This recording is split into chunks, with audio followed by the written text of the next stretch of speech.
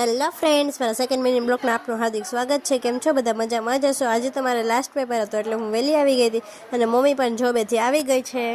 Mummy આવી એટલે મેં કીધું હાલો હું પણ હવે ઘરમાં જાઉં। ઘરમાં જઈને જોયું તો આપણે બહારની દિવાલનો કલર થઈ ગયો હતો।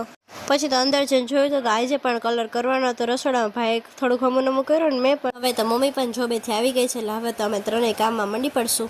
પછી તો મેન મમ્મી એક નાનો બ્રેક લઈ લીધો અને મમ્મી સામું કેમેરો કર્યો તો એને પણ થોડીક સ્માઇલ કરી નાખી। પછી તો થોડીક ભૂખ લાગી ગઈ તો ભાઈ કે ચાલો બધા માટે નાસ્તો લેતા આવો, તો એ નાસ્તો લેવા વહી ગયો।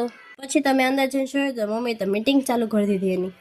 હું તો થોડીક વાર નાસ્તાની રાહ જોતી હતી, બહાર પણ બેસી ગઈ। પછી આજે તો ભાઈ છબીલદાસને ગાંઠિયા લેવો હતો, બધા હટાટ નાસ્તો કરવા બેસી ગયા। પછી તો મેં કીધું હાલો હવે આપણે નહીં આવી। પછી તો હું નાઈને આવી એટલે મમ્મીએ તો હટાટ બધું કામ સોંપવાનું ચાલુ કરી દીધું। મેં કીધું વાંધો નહીં, હાલો આપણે પણ થોડું કામ કરી લઈ। તો મેં પણ કામ ચાલુ કરી દીધું। કામ કરતાં કરતાં એક સુટકેસમાંથી મને તો જૂનો ફોટો જોવા મળી ગયા, તો મેં પણ જોવાનું ચાલુ કરી દીધું।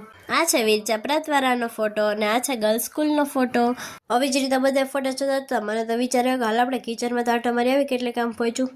પછી તો બહાર આવીને જોયું તો એ લોકોએ પાછી એક મીટિંગ ચાલુ કરી દીધી હતી।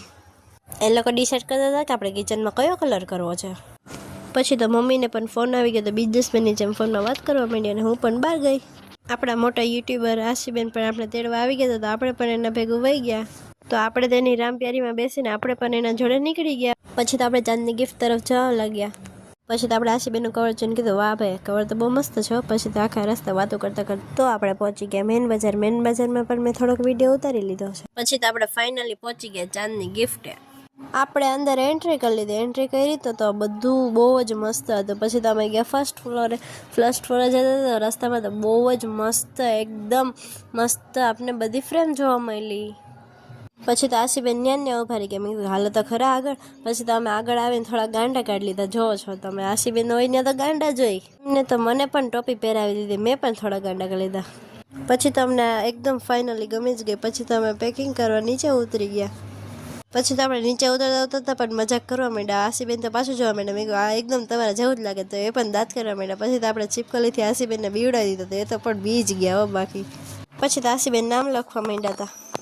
સેલ્ફી કેમેરો કરીને મેં પણ થોડાક દાંત કરી લીધા। પછી તો આશીબેને પેમેન્ટ કરી દીધું ને પછી અમે નીકળી ગયા ફાઇનલ ઘર તરફ જવા માટે। પછી તો આપણે આપણા ઘરે પહોંચી ગયા ને મેં ઘરે જઈને જોયું તો આ બધા તો વાતુના કપાટા મારવા માંડ્યા હતા, લે હાલ। પછી આપણે તો ભાઈ સામું જોયું એ તો ફોન જોવા માંડ્યો। પછી આપણે તો થોડુંક કામ કરી નાખ્યું। મેં કીધું અરે રે આ કામ તો પૂરું જ નથી થતું, કેટલું બધું વધતું જ જાય છે સાલું।